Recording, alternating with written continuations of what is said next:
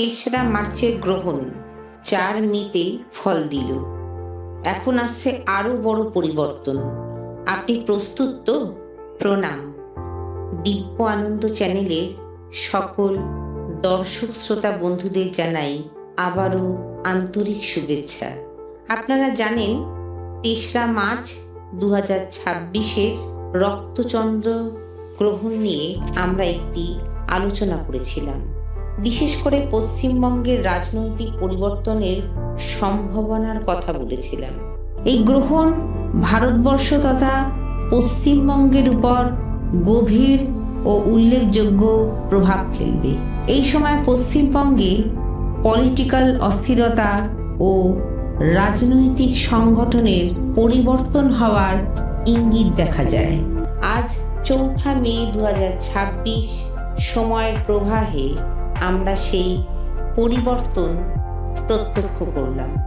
বর্তমানে দেখা যাচ্ছে দীর্ঘদিনের শাসন পরিবর্তন হয়ে নতুন রাজনৈতিক শক্তির উত্থান ঘটেছে এবং ভারতীয় জনতা পার্টি সরকার গঠনের পথে এগিয়ে গেছে।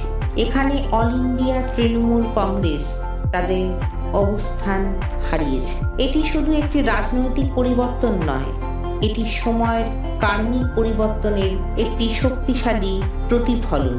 তবে মনে রাখতে হবে, জ্যোতিষ ভবিষ্যৎ নির্ধারণ করে না, বরং সময়ের ইঙ্গিত দেয়, সময়কে চিনতে বিশেষভাবে সাহায্য করে। আমি এই উপলব্ধিকে আমার পরম শ্রদ্ধেয় জ্যোতিষ গুরুর শ্রীচরণে অর্পণ করছি। গ্রহণের গভীর কারণ। এই গ্রহণ সিংহ রাশিতে চন্দ্র ও কেতুর যুগল অবস্থানে পূর্ব ফল্গুনী নক্ষত্রে সম্পন্ন হয়েছিল। সিংহ রাশি ক্ষমতা, অহং, নেতৃত্ব, কেতু বিচ্ছেদ, কার্মিক ফল, হঠাৎ পরিবর্তন, পূর্ব ফল্গুনী ভোগ বিলাস সম্পর্ক। তাই ফলাফল হিসেবে ক্ষমতার পরিবর্তন, নেতাদের পতন বা স্ক্যান্ডেল, অহং ও ভোগ থেকে পতনের ইঙ্গিত। আগামী দিনে আপনাদের জন্য কিছু ইঙ্গিত দিচ্ছি। প্রায় 36 বছর পর মীন রাশিতে শনি ও নেপচুন একসাথে অবস্থান করছে। এটি বিশ্বব্যাপী এক বড় পরিবর্তনের সূচনা। মীন রাশির মানসিক পরিবর্তন। এই সময় যারা মীন রাশির মানুষ তাদের ডিলিউশন মানসিক দ্বন্দ্বের মধ্যে দিয়ে যাবে, কিন্তু শেষ পর্যন্ত মায়া থেকে বাস্তবিক দিকে জাগরণ করবে। যন্ত্রণা এখানে দুর্বলতা নয়, এটি চেতনার রূপান্তর। Global prediction. গ্লোবালি কি হতে চলেছে তার একটি ইঙ্গিত দিচ্ছি।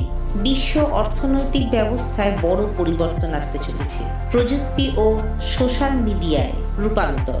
শক্তিধর দেশগুলিতে নীতিগত পরিবর্তন। রাজনৈতিক পুনর্গঠন ও মতভেদ বৃদ্ধি পেতে চলেছে। রাশিয়ার জন্য এই গ্রহযোগ অবশ্যই ভালো নয়। শেয়ার মার্কেটে এই সময় অস্থিরতা ও সেন্টিমেন্ট ড্রাইভ মুভমেন্ট দেখা যাবে।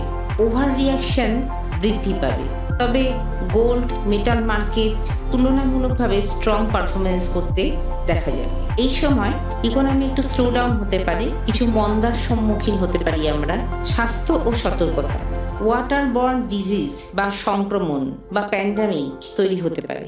এর ফলে কিছু ক্ষেত্রে নিয়ন্ত্রণমূলক ব্যবস্থা বা লকডাউন পরিস্থিতিও আসতে পারে। তবে বৃহস্পতি কর্কট রাশিতে অবস্থান